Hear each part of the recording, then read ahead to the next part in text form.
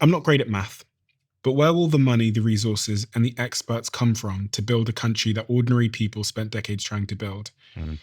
This is a different person. From the beginning of the war until today, we have been bombarded. Not only are we not one step closer to freedom, from what I can see, we are miles away from it.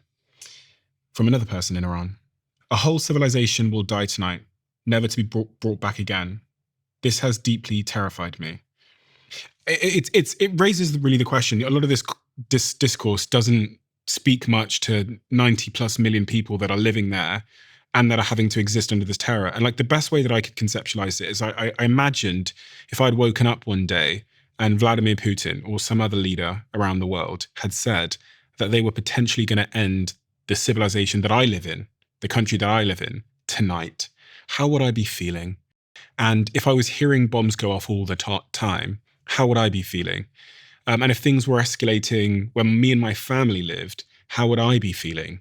And it is chilling to think about.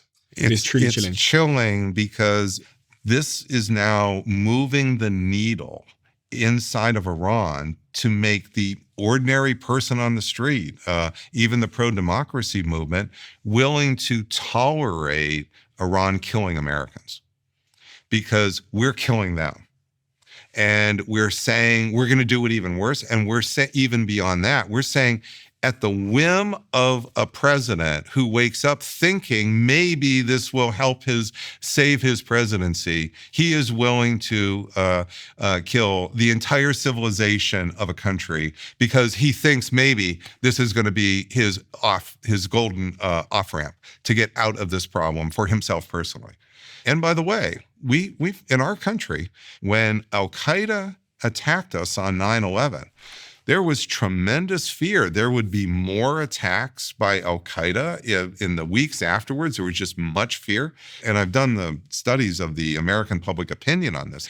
It's the fear of Muslims killing Americans that's driving the support for the Iraq war. If this is happening to Americans, you can only imagine what's going to happen to the ordinary Iranians. And they've been subjected not to just one attack, 40 days of attack. So for the average Iranian person that opposes the regime in Iran and has been living under terror and oppression for many, many decades, what do you think happens next for them? They're the group of people that I think about and care about the most in this equation. We spend a lot of time talking about US power and we talk about lots of these other regional partners, but there's like 90 odd million people stuck right in the heart of this that often don't really have a voice. Their life expectancy will go down in measurable years. So if we had taken out the electric power, so this is something I know quite a bit about. In the 1990s, I was working for the Air Force. Literally under my boss was John Warden, the leader of the Leadership Decapitation School. And he brought in, not classified at all, he brought in engineers of electric power plants to teach us how to take down electric power. The electric power grid in Iran, it looks like a network.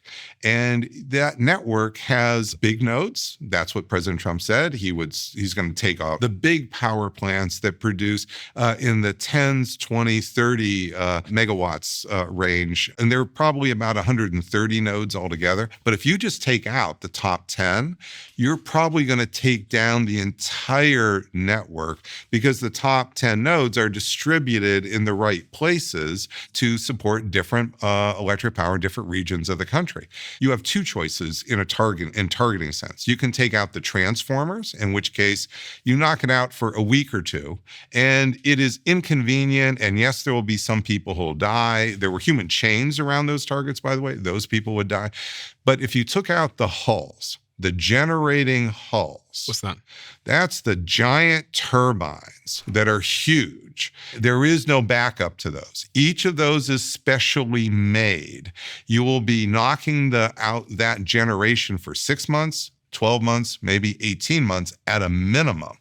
What that's going to do is stop all dialysis in the country. That's going to stop all the heart surgeries and other life-saving surgeries that are going to happen in the country. It's going to take out all the food refrigeration in the country.